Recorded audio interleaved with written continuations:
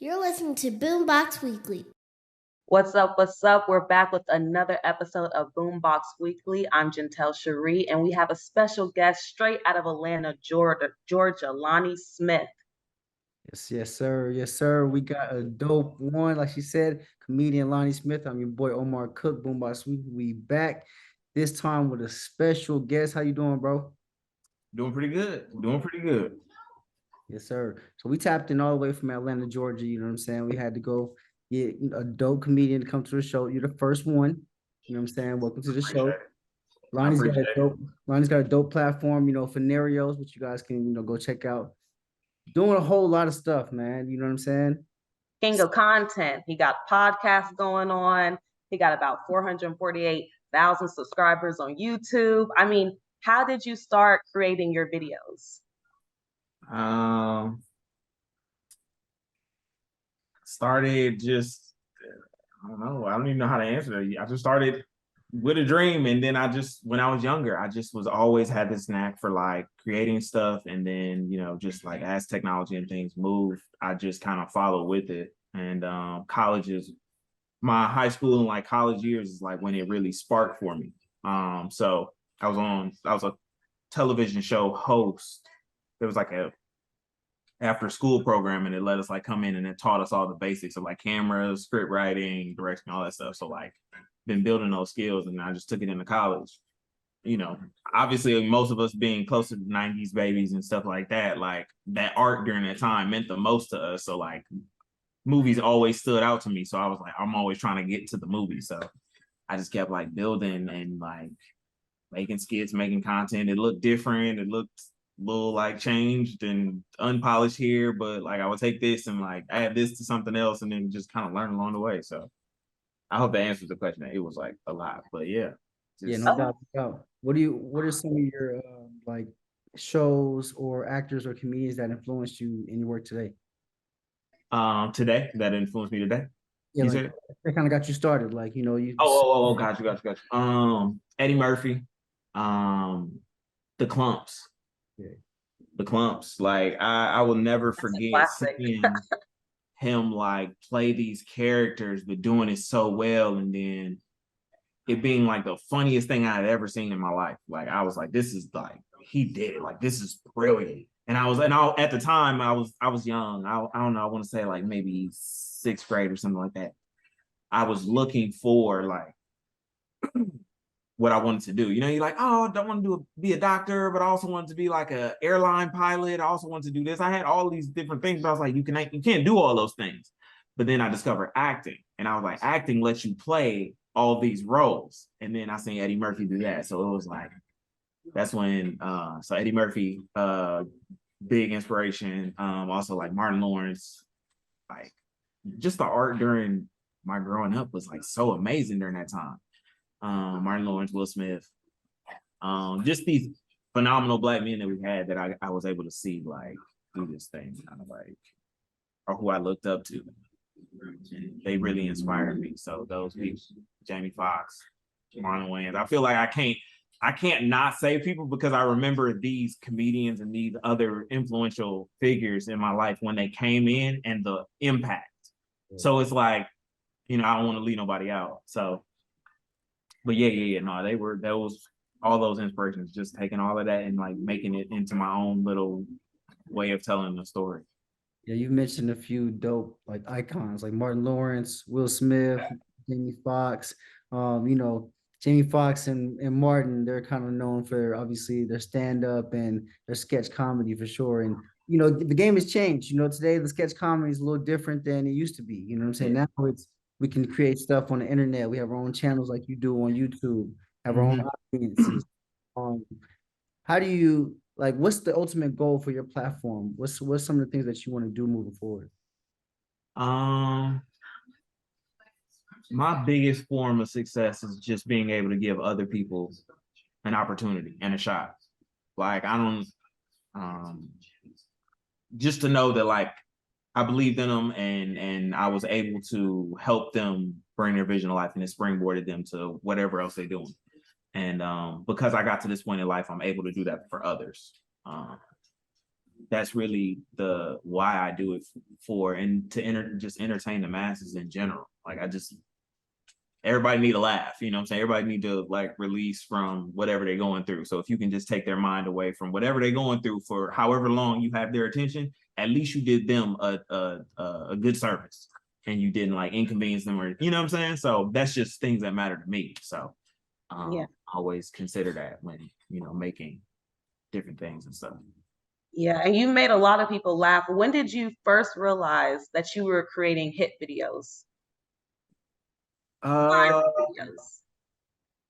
It's so funny to see the internet change, but like I remember when you had to go to like www.worldstar.com, like worldstarhiphop.com, and like if your video was posted on there, you were famous. Yeah. So I remember the first time that happened, but then to see WorldStar is just a page that we go to, like Shade Room and all that other stuff, but it's still like has a brand recognition and all of this stuff, and like that's how videos get out. So every time I guess I've gone to different platforms and something has went viral, it's kind of been cool to see.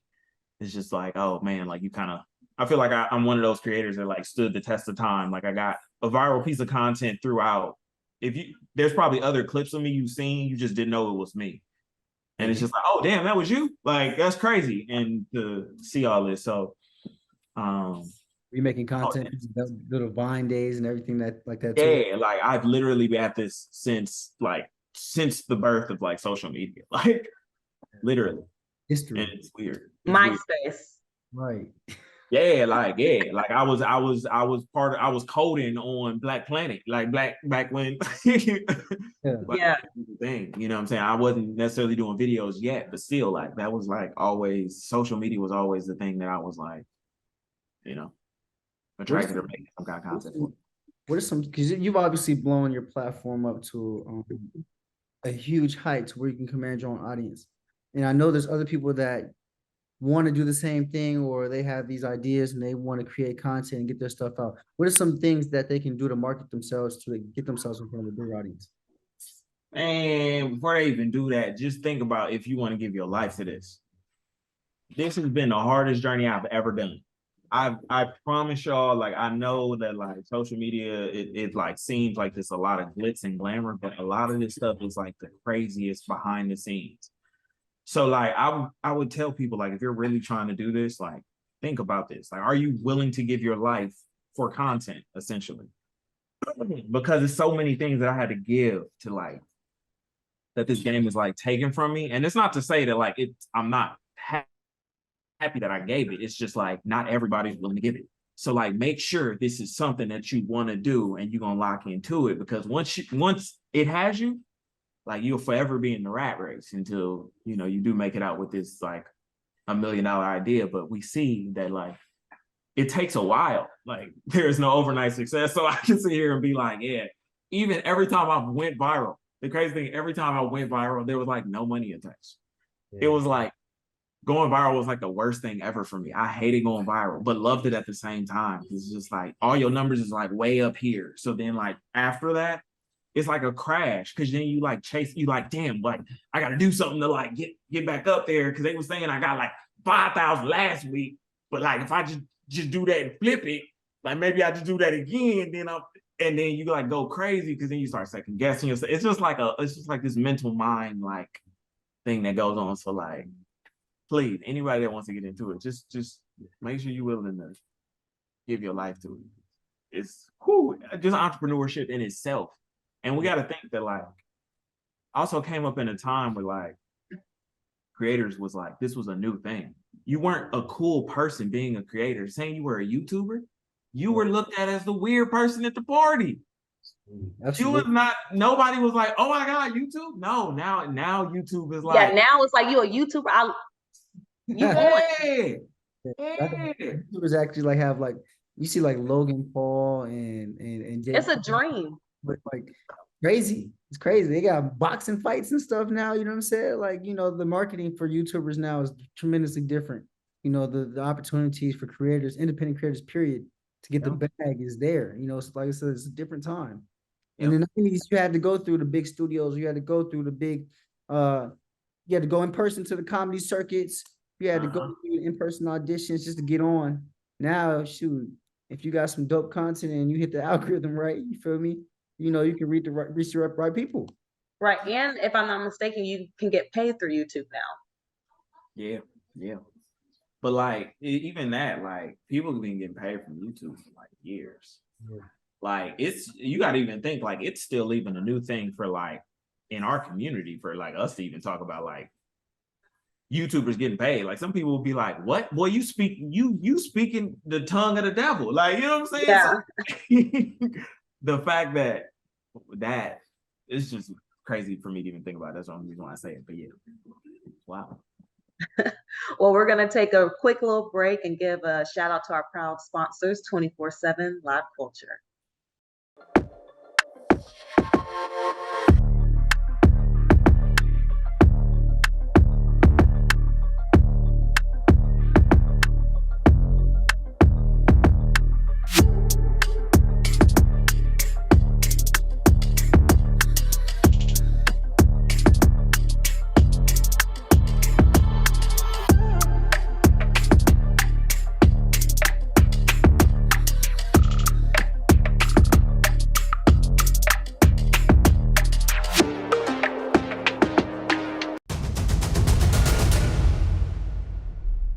Outside of YouTube, you're not just doing that, man. You also have movies out. You got a movie called Fucking Married that's on YouTube right now. I mean, why don't you talk about that project? So Fucking Married is out on YouTube and it's on Tubi. It's on Tubi, so y'all should definitely check that out. It's basically a romantic comedy that was written by Blair Nagel and myself. And yeah, it came from a date. I gave her the idea, she went, she wrote it, and then we literally filmed it. And the movie was primarily us a lot. But we were able to get it done and it looked so good. It was just like, damn, I guess we could like submit it to a platform. So we submitted it. And it was looked at by some other ones like Amazon Prime and Apple TV. Like they considered it, but you know, ultimately it didn't get on there, which is fine. It just lets me know that like you're almost there. You know what I'm saying? You almost about to, you know what I'm saying, do your movie deal that you was talking about. Just keep going. You know what I'm saying? And have faith in what you're doing. So it's super fire, and the project is it's fun, and we are actually in talks of trying to see what we're gonna do with the second one. So we'll see. Okay. We got part 2 of Fucking Married coming. Okay, that means more. You know what I'm saying? Expanding the territory. You know what I'm saying? Yeah, that's dope. Big boy checks. These other folks talking about what y'all talking about. I want to eat some caviar too. Yeah, that's right. So you so obviously writing and directing. Directing, is that something that you want to do as well? Yeah. We're in the middle of producing a movie now, our second movie for the year, which is dope. And I just had to be on screen for the first time. Like we've been shooting for like 4 days. So tomorrow will be the 5th day, but I hadn't had to be on screen, so I was behind the scenes, and it was just like, it was great. Like I was just directing, like I was able to like get everything done. I was like throwing the set, it felt good. And I was like, damn, then I gotta be on camera. Yeah. So my goal isn't to necessarily, I would much rather prefer being behind the camera. However, I just understand that sometimes you don't always get what you want. Like sometimes you might have to step up to the plate and you don't have to be the person. So it's just like whatever works. I do enjoy behind the camera way more because I'm able to just access a different part of my brain and get creative. Like, oh, okay, no, I like this shot. But like when I'm in it and I have to direct, it's a little harder because it's like, all right, I got to make sure I know my lines and I'm giving a right message to the camera. It's just a lot. So. Yeah, I definitely understand. Yeah, being behind the camera, you get to see a little bit of everything more. Like you just vision's more clear. You feel me? Like it's different. You know? Obviously being in front of the camera is dope. You know what I'm saying? But it's just something about being able to see the shit play out in front of you. Yeah. And then obviously seeing the finished product of it on screen. It's all edited and the music is dope. You know what I mean? That's dope that you guys are doing that out in Atlanta. You know what I'm saying? Building your platform and building your own fan base and whatnot. You know what I'm saying? Yeah. Do you guys have like your own production company? Yeah, so Funarios is the production company. Everything literally flows within this like everything. Like we are able to do commercials, we're able to do movies, TV shows, um social content if I wanted to.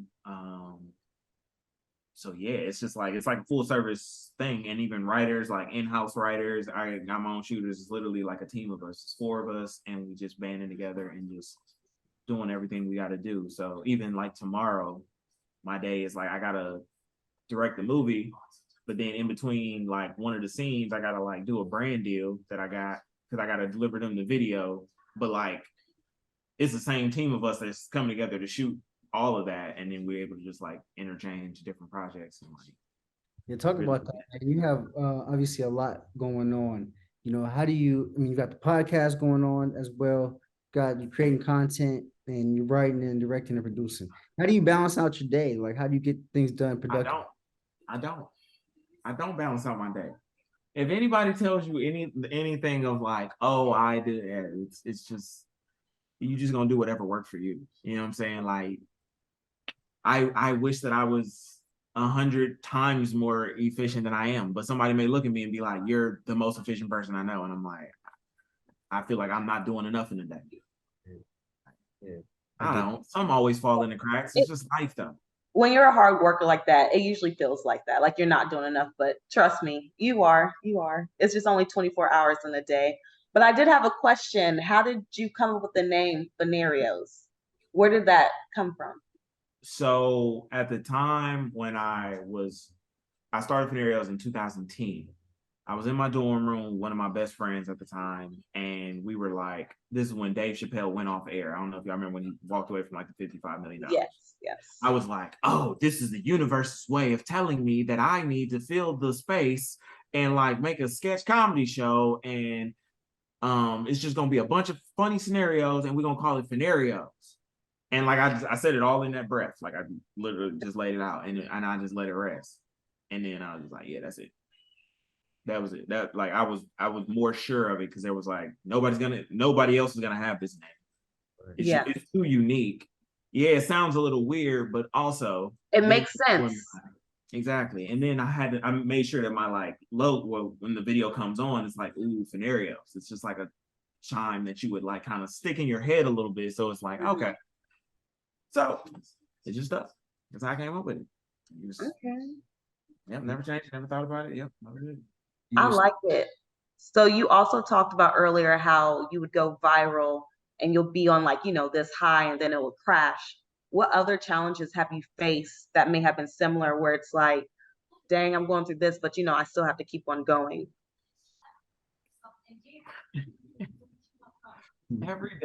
Every day there's something I'm like that. Like even going through like I don't know if like people understand this, but like I understand artists more. I feel like when I was a younger person, I used to look at celebrities and all these people. I'm like, why are they moving like this? Why are they behaving like this? This is so like a logical thing to like, why are y'all doing this irrational stuff? And then I got older, obviously got more knowledge, got more wisdom.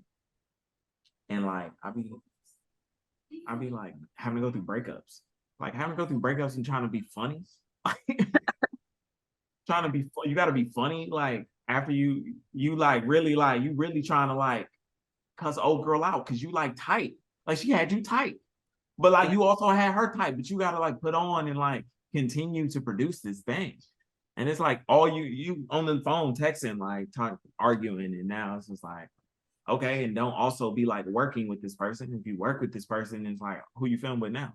Yeah, it's just like damn. Now I gotta play both roles. So everybody be thinking that all these dudes be putting on these wigs and stuff in the video. It's just because it'd be hard to work with like partners sometimes. You lose your partner, you gotta play both roles.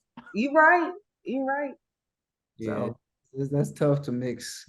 The work with the pleasure for sure. You know what I'm saying? I can remember, like you said, you trying to text and be funny. I can remember playing football games and arguing before the game, trying to exactly. You gotta go up and play the game. You gotta, exactly. some mind. That should be crazy, but it's all part of the journey. You feel me? All part of the journey. Yeah. Do you ever see your content actually getting like kind of like its own sketch show, maybe like Dave Chappelle on a network? Is that something that you want to do?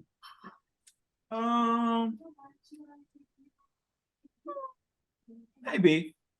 I'm like open to everything. I just need to know how it works. Like if I can't see it or if I can't see the vision for it, it's really like it don't make no point. Like I shouldn't even waste your time. If I don't know where it's gonna go, because you're gonna want me to go as hard behind it and understand it so that I can give you the best product ever. So if somebody came to me, we just have to like make sense. I'm really more so in a space of trying to like create more of just my stories and my ideas before I like kind of go or let somebody else come in and them kind of be like, hey, we want you to create something in this format. I just look like the freedom of just like, no, I just kind of feel like just doing movies for like a little while. And then, if I decide to just do like some series or like just some one-off content with reels and stuff, like I can just do it. Like I got the freedom. So Do you see yourself, what other like big influencers do you see yourself collaborating with in the future? What would you like to collaborate with? who would I like to collaborate with? Ooh, that's a good question. I want to do something like I'm kind of like over everybody that's like big, like influencers wise. Like it's just like, all right, y'all were cool. That's fine. Like it'll be cool to meet y'all. Like no disrespect to them, but like I'm more interested in like shit. Like I love hip hop, so like imagine like Busta Rhymes and like Missy Elliott meeting.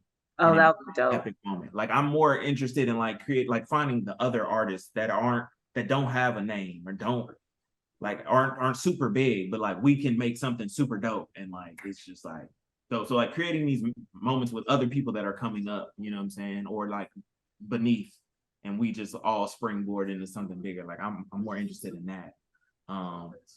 So I can't really give you any names. Like I mean, I'm not turning down no collabs by anybody else. I'm just saying that like.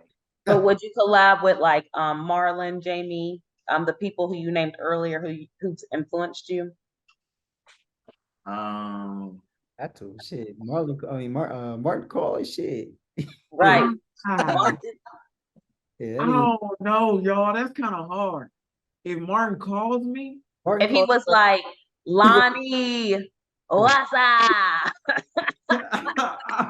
Jamie call you right now. Y'all doing a skit. Y'all doing something.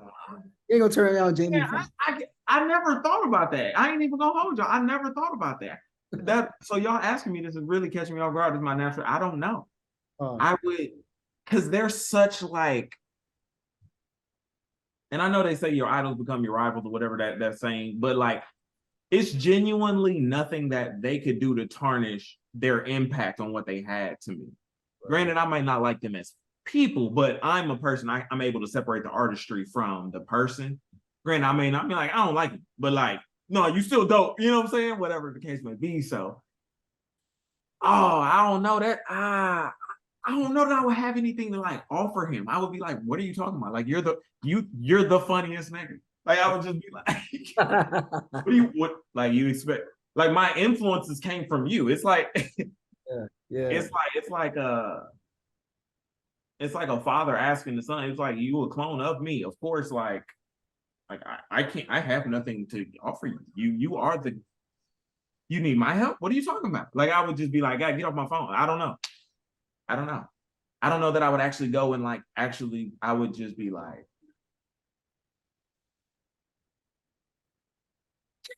you're Martin. Like you, Jamie. Like Jamie. Like, bruh. Like Jamie. Like. Hey. And I would just like. I would just be too homeboyish to them, and they'd be like, "We trying to get something done." I'd be like, "But I'm saying, y'all need to understand. Like, let's talk about some things because I've always been curious." Yeah. I know. They got the 85 South show down there in DC Young Fly. Do you ever click up with them? You guys ever co-create and whatnot? No, not yet. Not yet. Hopefully one day I am blessed to be able to go over there and see them boys. I love everything that they doing. Carlos is one of the people who like really in when I used to do stand-up back in my college days, Carlos was one of those like older guy mentors that was always there, super funny, and like just to see him like just blossoming, like I feel like he was kind of like getting me to even see my vision of like how big this could be of like them. Because if you go back, Carlos is in like roasting wars or whatever I used to do like way back. Right. So he used to be trying to get me to see the vision, but to see his vision of what he was talking about, I was like, oh damn, like that's what you were talking about. It was like just to be able to be in that greatness and to see him achieve that is so amazing to me. So, and even DC, like when I jumped over to Vine, like we used to meet up on like Sundays, and we would all try to shoot as many vines as we could. And DC was in one of my vines before. And granted, at that time he was big, but he still was like, he was still humble. He was like, yeah, let's do it real quick. Like he didn't have no ego or nothing. So I always showed him love. And one day, hopefully I get over there. That'll be dope. Where do you see yourself in the next 5 years? What goals do you have set for yourself? Owning a studio and owning a studio and possibly being one of the biggest creators / distributors of content for like people of color. Yeah. Okay.